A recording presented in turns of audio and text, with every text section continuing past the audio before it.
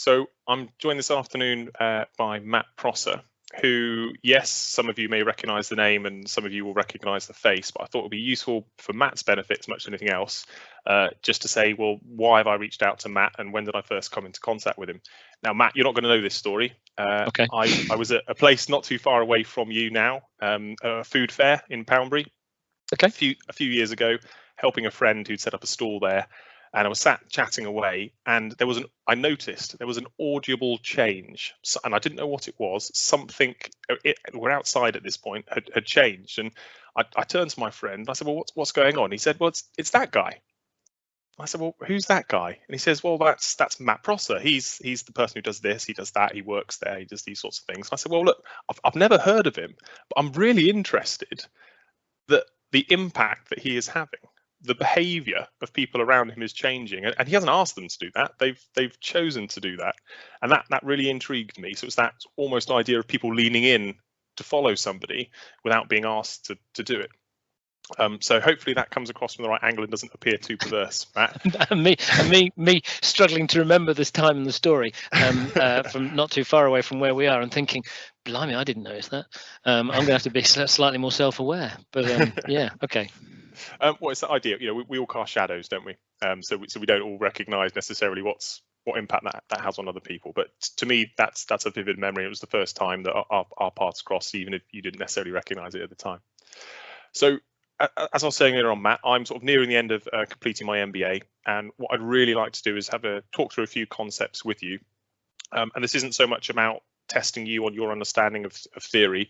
What I'm really interested in is any insight which you have, drawing on any experience which you've got working as an executive in a number of different organisations, and I think that's what people will really find interesting today. So, are you good for us to make a start? Yeah, great. Go for it, David. Perfect. So, recognising your military roots, if we're going to start off first of all talking about strategy, and strategy, in its Greek origins, very much did come from a military world, but it has been adapted and it's been refined within the commercial environment. So recognising that you're an executive working for a public sector organisation, what sort of place do you think strategy has in that sort of environment? Strategy is that kind of that document that encapsulates everything that we're thinking about and says where are we going to go and how are we going to get there, in theory. And some organisations will have strategy documents, but then they'll have action plans and other pieces that sit underneath it. For me, a good simple strategy says very clearly where is it that we want to go and what mechanism we're going to use to get there in its simplest form. And that, through my career in local government, has been it. Because if a strategy isn't something that everybody in the organisation kind of grab hold of and buy into, then it's a lot of hard work, isn't it, to actually deliver it? So that for me is the really important piece about strategy. It's having a quick conversation around the external environment, so the context in which public service organisations work in. That external environment for a public sector organisation has quite a big impact in terms of autonomy. So here I'm saying, well, what freedoms do you have to be able to set your own policy? What freedoms do you have in terms of human resources? So who can you employ? What are the terms and conditions of employment? How do you recognise reward? How do you decentivise certain behaviours? And equally, finance. So where is your income coming from, and what are you allowed to do with that money?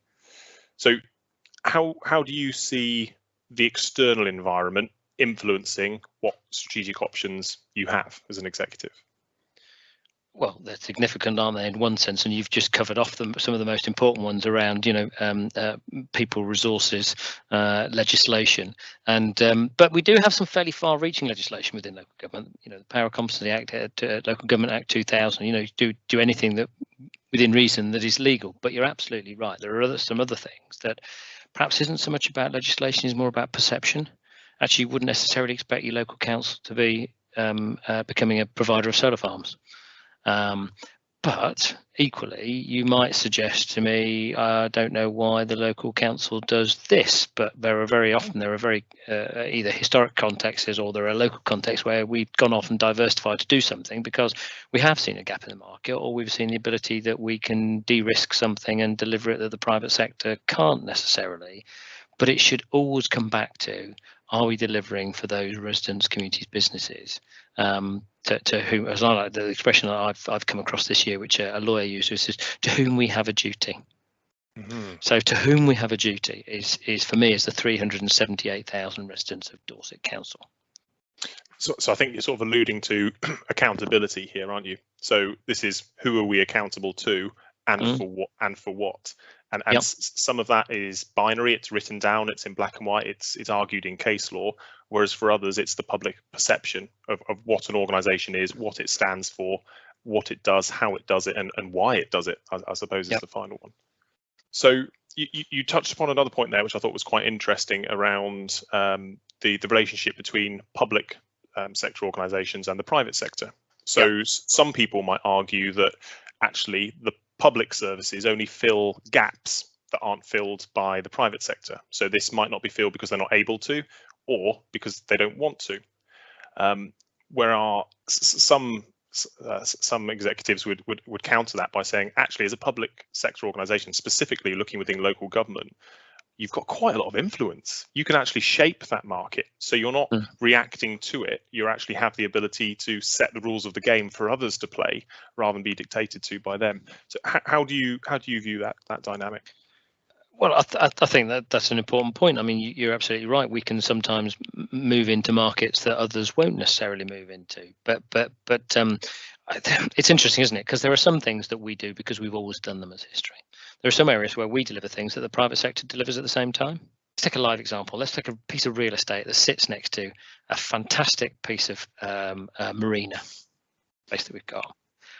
Well, how we view that space and how the private sector views that space are likely to be very different. And that means that, sometimes councils will go off and do things that some people from the outside will look at it and go, well, why are you doing that? Well, it's because we've got different objectives. We've got different sort of, I don't say moral compass, but we've got a different compass in terms of what we want to deliver. Again, it comes back to that, to whom we've got a duty. I want to make sure that actually if we're delivering something, it either delivers a really good financial return, which we can then reinvest in other services. Or if it's a piece of land, then we think about that, go, well, how does that piece of land contribute towards our overall vision for the area? It's either got to be through getting a good financial return, or it's got to be through getting a return that gives us the social capital that we need for the people who can benefit from it. So I think what you're describing here is really linking back to, well, what is our strategy here? What is our long-term objective? And part of that is dictated is too strong, but strongly influenced by how we view value. Recognizing as part of strategy, you're going to have some longer term objectives, and that's great. You can put them on a piece of paper, people can look at them and they can be inspired to act towards them. But John Cotter quite often is quoted with the phrase, things that get measured get done. Okay, so that's one way of sort of putting a control system around an organization to say, well, we're going to measure this, therefore it must be important. But I'd take that a step further and say that things that get measured and fed back get done better. So as being part of an executive team, how do you measure, or how do you like to measure performance against long-term objectives? So we've got a few things at our disposal in terms of measuring long-term performance. I mean, we've talked quite a lot about the corporate plan, and I mentioned in the session this morning, we're looking at developing those kind of proxy measures, because something that's got to be delivered in 4 or 5 years' time can seem like a very long way away. And how do you know you're actually getting to where you're going to be in 4 years? Because some of these issues, again, some of the things we deliver, some of the stuff we advocate for, some of the stuff we facilitate, we're not actually a direct deliverer of all of the things that sit within that corporate strategy. So for me at senior level, we measure our performance in terms of, we have a monthly performance board. So we look at, again, across a suite of indicators, and we're constantly looking across them saying, are those the right things to be measuring? Are they telling us what we need to know about our performance, about the organisation? Obviously, there's obvious things around our financial performance that we measure, but it isn't a straight line, simple as that. We then measure the actual performance and output of the service areas in terms of how they're delivering against external environment, so external pressures. I'm thinking of inspection regimes. So what are the things that we're going to be inspected on, we're going to be looking at? Because whilst we might think inspection regimes can be fairly harsh and fairly sort of sterile processes, there is a modicum of seriousness to them that people have looked at across the country and have said, these are the important things. I have a personal personal issue around working with my executive directors around ensuring that they know what I'm holding them accountable for. Because if they don't know, how can I hold them to account for it? Reaching for Lencioni behind me. That's in there, and it is really important that people are, it's that old adage about, you're a performance appraisal. There shouldn't be any shocks or surprises when you come to your annual performance appraisal, because that should be a continuation of a conversation that's happened throughout the year, and that's that accountability piece. How significant do you think culture is in terms of shaping how an organisation performs? Well, far be it for me to start with a quote on this one, but that old ad one, that culture eats strategy for breakfast.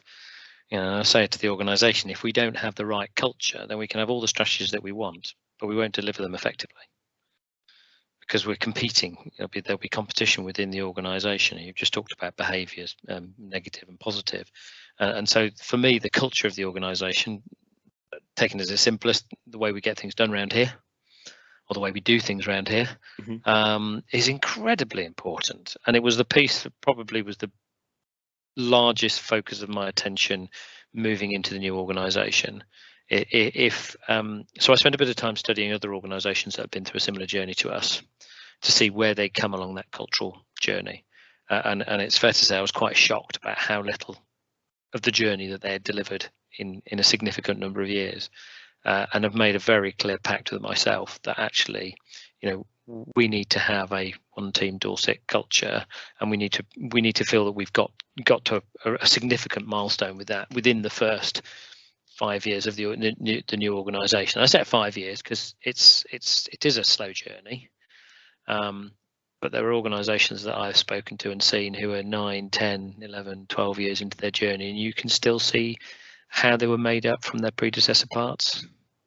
And I know that's the same in commercial, whether it's mergers, takeovers, acquisitions, when you go into that, the culture, the predominant culture that comes into that, you can still see residing in that organisation, and it can break things apart. And I didn't want that to be the case here in Dorset Council. So I've invested a lot of personal energy as well as colleagues' energy in developing the right culture for us to thrive. We've got some way to go. It's an aspirational journey, but the organisation's 2.5 years in. I'm 3 years in.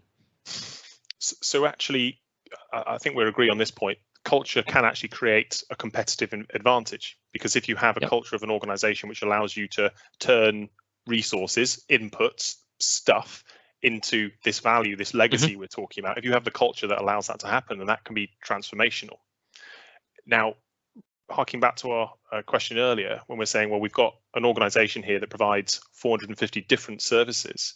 Now, the cultures across those 450 services is presumably quite diverse, and in some cases rightly so, because the type of culture you need to deal with customer relations could be completely different to those who work in an accounting setting.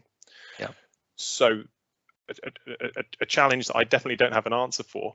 How do you have one team? How do you have that organizational culture while recognizing in pockets diversity is a really healthy thing from a cultural perspective? Yeah, that's a really good question, David. And I guess that recognition that having a single culture is, you're never going to have it, because we talked about teams this morning. At the end of the day, we're all parts of different teams, and each team will have their own little nuance on it.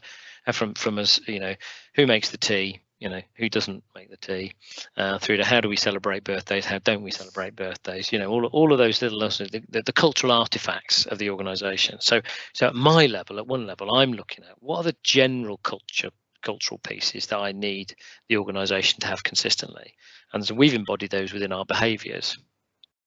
So in our behaviours of respect, recognition, responsibility, and collaboration, which were put together by the organisation for the organisation, to excuse the cliche, really, really important. Now, underneath that, at local levels, there are going to be differences. There is going to be, absolutely, it's going to be that diversity.